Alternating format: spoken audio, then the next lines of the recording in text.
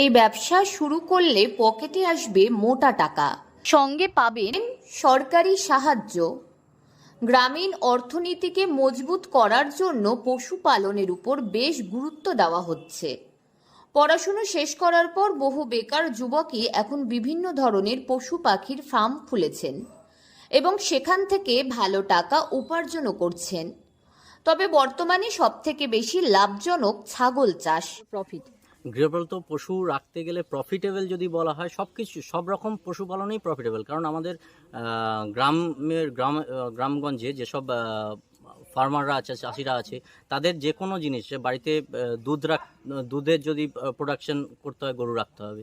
তারা ছাগল হচ্ছে গিয়ে গরিব লোকের গরু, সুতরাং ছাগল থেকে ভালো রকম ইনকাম। একটা ছাগল সব থেকে যদি বলা হয়, ছাগল থেকে যে পরিমাণ ইনকাম অন্য কিছুতে সেই ইনকাম আসতে পারে না।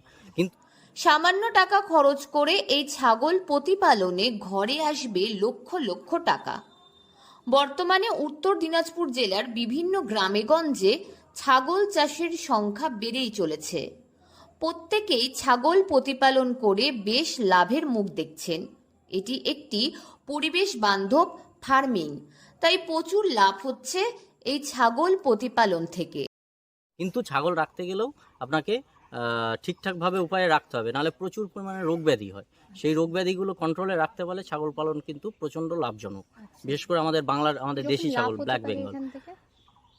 একটা কীরকম লাভ হতে পারে যদি আপনি বলেন লাভের দিক, একটা ছাগল থেকে আপনি যদি আমি ভাবি যে কিনে এনে একটা ছাগল খাসিকে কিনে এনে 6 মাস কি রেখে আমি বিক্রি করব, তাহলে আমি একটা ছাগলের বাচ্চা যদি 2 থেকে 2.5 হাজার টাকাতে যদি কিনে আনে, সে যদি 6 মাস কি 8 মাস যদি তাকে প্রতিপালন করে তারপর যদি তাকে মার্কেটে বিক্রি করে, তার মোটামুটি 7 থেকে 8 হাজার টাকা সেখানে সে বিক্রি করতে পারবে।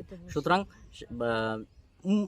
ন্যূনতম তাকে খাবার দিয়ে, কারণ আমাদের ছাগলকে আমরা বাড়িতে যে পরিমাণ শাকসবজি আমরা যা খাই, খাবারের সাথে সাথে যে এক্সেস খাবার থাকছে, সেই খাবারই কিন্তু একটা দুটো ছাগল কিন্তু আরামসে তারা পালন করতে পারে।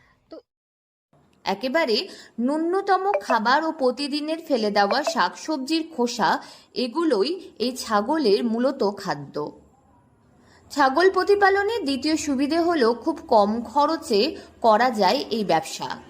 ছাগল পালনে উৎসাহ দিতে কয়েক বছর আগেই কেন্দ্র সরকারের উদ্যোগে শুরু হয়েছে ন্যাশনাল লাইভস্টক মিশন। এর আওতায় দেশে পশুপালনকে উন্নত করে তুলতে কৃষকদের ভর্তুকি দেওয়া হয়।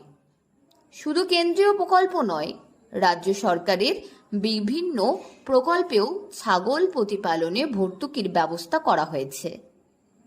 ছাগল প্রতিপালনের জন্য যদি কোনো ব্যক্তি ব্লকের ভেটেরিনারি অফিসের কাছে তার আবেদনপত্র জমা দেয়, সেই ভেটেরিনারি অফিসার তা পাঠাবেন জেলা পর্যায়ে জেলা প্রাণী সম্পদ মিশন কমিটির কাছে, আর সেখান থেকে ছাগল প্রতিপালনে আগ্রহী ব্যক্তিকে ভর্তুকি দেওয়ার ব্যবস্থা করা হয়। এভাবেই ছাগল প্রতিপালনে আসবে মোটা টাকা। উত্তর দিনাজপুর থেকে পিয়া গুপ্তার রিপোর্ট, লোকাল 18 বাংলা।